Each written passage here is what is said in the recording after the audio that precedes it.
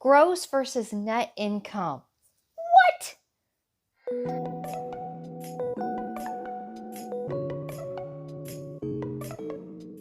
So today what we're going to go over is the difference between gross income, it's disgusting how much you think you make, to net income, which is how much you actually bring home. Today's video is going to be a little bit different. I'm going to eventually switch over to some pen and paper so we can actually work through what the difference is between gross income and net income. But just generally speaking, gross income is how much you make before taxes and any deductions you may have.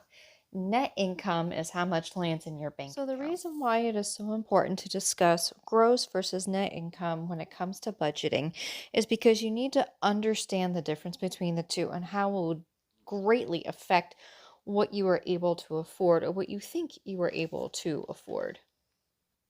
So what I've done is I have based the gross income, which is $52,000 a year, which is approximately $4,333 a month, which is the median income in the US. And then we took the net of that, which is after taxes and deductions, for someone who is single, has health insurance, and is contributing only 6% to their 401k. When we get down to this line, we'll discuss more why I chose the 6%, and then we will go from there. So let me show you how mathematically this works out. Something else I want to point out to you. So over here we have general budget categories, and these are generally the accepted percentages for budgets that are often touted in different financial books. Different financial advisors would advise different percentages, but this is generally the accepted range. As we go through, I'll give a little take about how I feel about each one. But so here is the range of percentages. And if you do all on this side, that's 80%. And if you do all on the high side, it's that, which if you can see the difference between the two, it's 58% difference between them. So if you only stay on the high side, you'll be really in the red. You stay only on the low side, you'll be living really lean. So a lot of people suggest giving 10%. This isn't necessarily to a church, just could be to a foundation that you really love or something like that. Or if that's just how much you have for gifts and any charities you might be involved with or anything like that. So 10% of $4,333 a month is approximately $433 a month. 10% of the net of this, which I'll show the math of that in a bit, is $2,602, would roughly be $260. Your housing for gross would be $1,083, and the range goes up to $1,516 if you base it off of your gross. If you base it off of your net, your housing would be between $650 and $910. For food, if you base it off of gross, would be $346 to $433. Based off of your net would be $208 to $260. As you can already see, we're having huge discrepancies between these. Utilities would be approximately $216 a month to $433 a month based off of gross. Based off of net, be $130 a month to $260 a month. Transportation is your car payment, car insurance, gas, oil changes, maintenance, all of that. If you base it off of your gross, your bottom is 346 and your top is 520. If you base it off of your net, it is 208 to 312. Health insurance. So this is health. If we base it off of gross, then that will help you with the deduction side of it. Also, you have to think about co-pays, co-insurance, medications, anything like that that you may have to pay. So if you base it off of gross, it's between $216 a month and $346 a month. If you base it off of net, it's going to be between $130 a month to $208 a month. Personal. So this is hygiene, haircuts, makeup, ladies, gentlemen, if you have a fun knife or something like that you want to get, anything like that, that's personal. So on the gross side, that's going to be $216 a month to $433 a month. And then for the net, it's going to be $130 a month to $260 a month. For your miscellaneous, that's when things come up you didn't expect, because that always happens, is $130 a month to $346 a month. Based off of your net, it's going to be $78 a month to $208 a month. Your long-term savings. So I was using this more for like if you're saving up for a new car, saving up for college or anything like that. On the low end for the gross is $43 a month. On the high end is $433 a month. Your net is $26 a month to $260 a month. Retirement. All right, so this is where the interesting stuff kicks in. Is they usually base it off of your gross income. And this is really why I want to talk about this. Giving and retirement is often talked about with gross income. Um, most people will do this because they would like you to save as much as you can for retirement. Okay. So if you want to save 10% of your gross, that is $430 a month. And then if on the high end, it is recommended that you save $1,083 a month. If you base it off of your net, which is not accurate because if you look at this, I had this as a single person who's contributing to their 401k, all right, and it's at 6%. Now, the reason I chose this is because in a lot of companies, this is where the match will actually max out, and they will usually match up to either half or whole. So what I mean by that is if it's half, they will contribute 3% with your 6%, so that's 9%. That gets us really close to that 10%.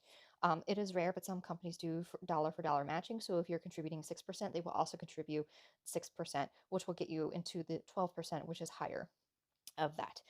So generally speaking, it would be between $260 and $650 a month. Now, if you are basing your retirement off of your gross, as you can see, how much you minimally need to do for your gross is in the middle of what you need to do for your net. So that is why that's one of the many discrepancies that we have. The other thing I would like to show you is what happens with your gross income when you do single versus married. Okay. So for the example I just showed you, I showed you filing as single. When you file single, there's more taxes that are taken out. When you file married, it's less. And also, as you add dependents, this number changes dramatically. I didn't want to go through the examples for those, but as you claim more dependents, this number will change dramatically. So what I wanted to show you is this is the median income of somebody who lives in the United States. So this is approximately how much the average person is having taken out as a single individual and as a married individual.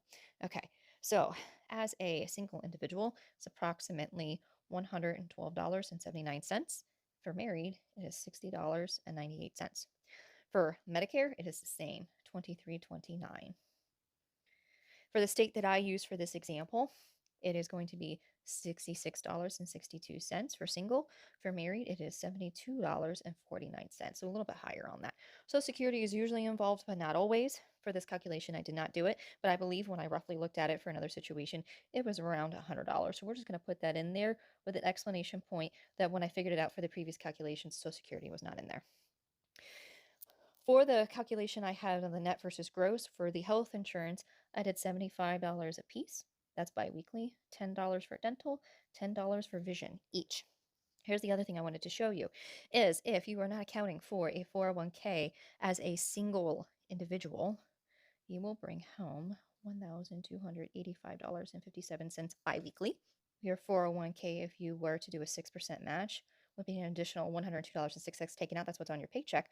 But your total would actually be $1,201.63. As you can see, there is only about $84 difference between them, even though you took out for your 401k.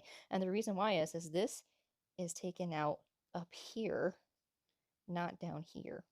So even though you're contributing 6% of your income, Uncle Sam isn't taking out as much in taxes up here.